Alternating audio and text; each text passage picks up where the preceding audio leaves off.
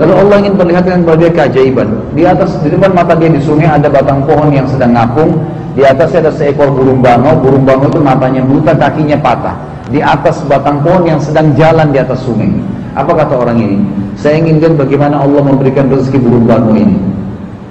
Maka yang terjadi Bapak Ibu sekalian, pada saat itu dia tunggu sejenak. Tidak lama kemudian ada burung elang dari jarak jauh terbang mencengkeram ikan di dekat batang pohon tadi. Waktu dia terbang kembali, cengkeramannya lepas, ikannya jatuh pas depan burung bangau di atas batang pohon tadi. Lalu burung bangau mencium bau ikan, dia tinggal turunkan kepalanya lalu dia memakan ikan itu. Maka dia mengatakan segala puji bagi Allah telah memberikan makanan terhadap bahkan kepada burung bangau yang buta pun.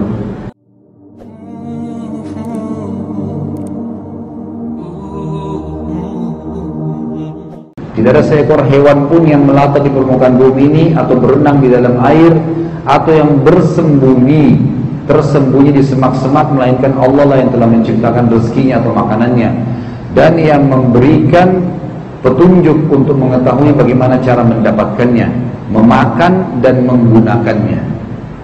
Kalau Bapak Ibu lihat cuplikan di YouTube tentang keajaiban lebah misalnya, Allah sebutkan ada surah namanya An-Nahl, masalah lebah. Dipelajari lebah itu, dari pertama dia lahir kecil, dia seperti sudah dapat sebuah perintah dari penciptanya apa yang harus dia lakukan. Lalu datangkan beberapa ekor lebah, ada lebah khusus untuk mencari, ada lebah prajurit yang untuk membela, menyerang. Sebagaimana juga semut sama, manusia juga sama, tentunya jin juga sama. Ada lebah yang mencari bunga, sari makanan, lalu menunjukkan kepada lebah-lebah yang lain.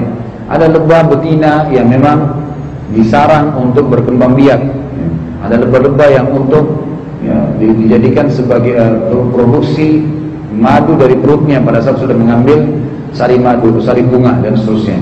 Ini semua keajaiban. Dan subhanallah, para ilmuwan saya lihat di situ mencoba mengecek badan lebah yang diprediksi lebah ini adalah pencari pencari sari bunga, dan ditaruh kamera. Lebah ini terbang kemana, kameranya ada di situ.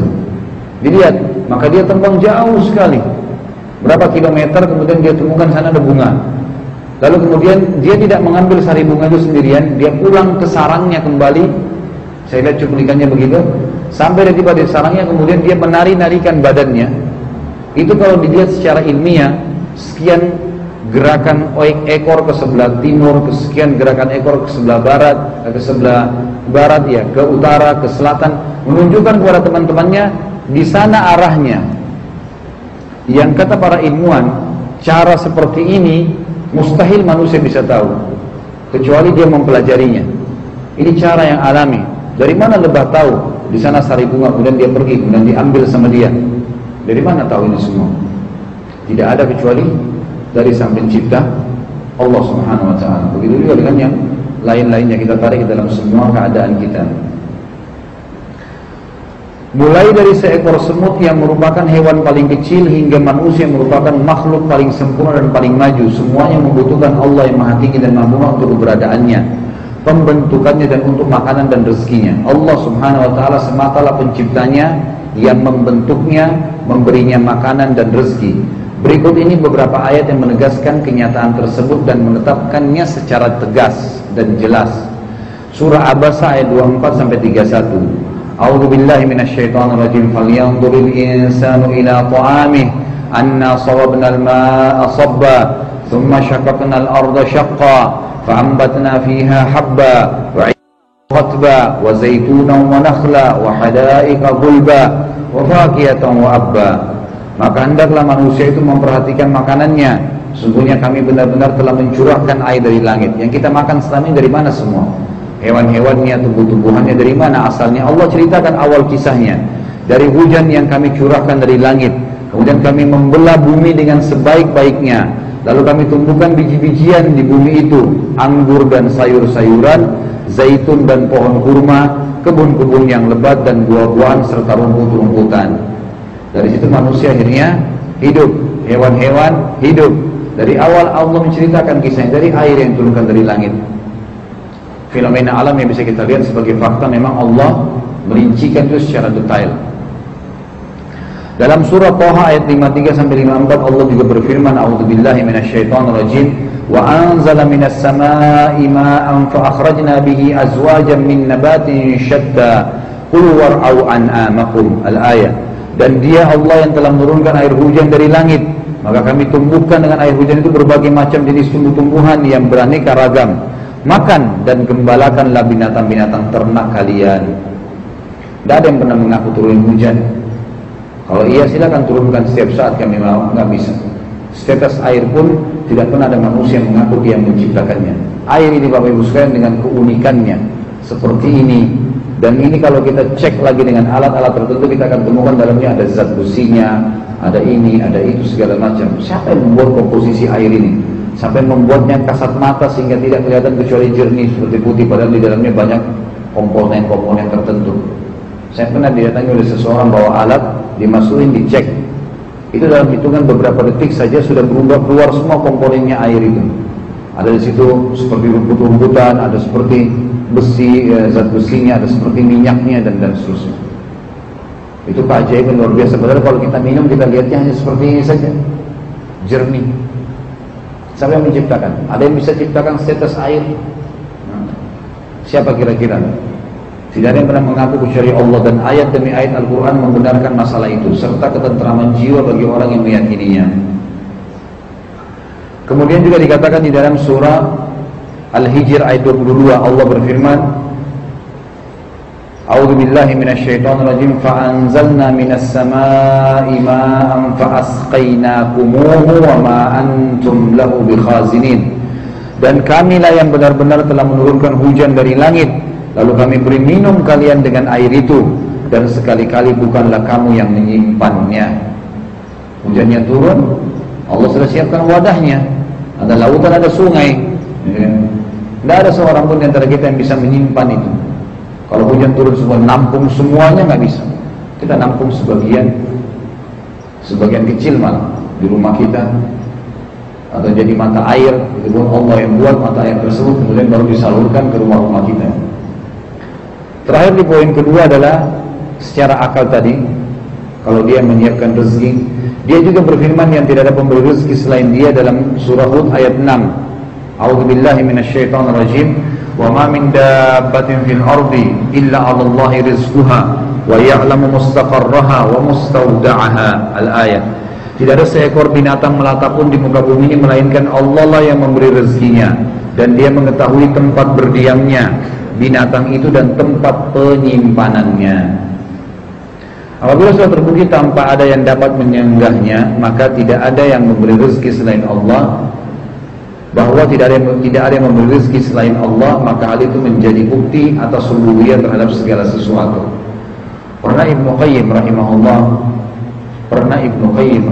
ulama yang masyhur dengan banyak buku-bukunya di Indonesia, sudah banyak diterjemahkan.